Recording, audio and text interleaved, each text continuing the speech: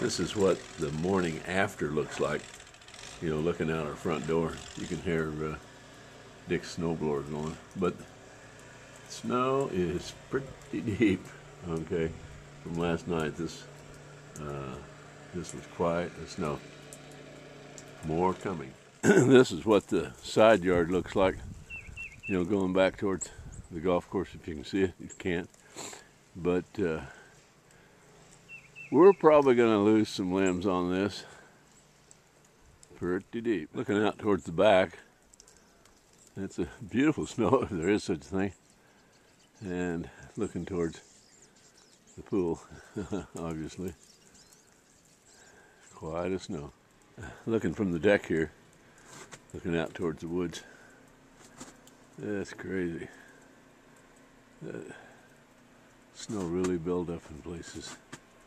Those poor trees. I don't know. We'll see.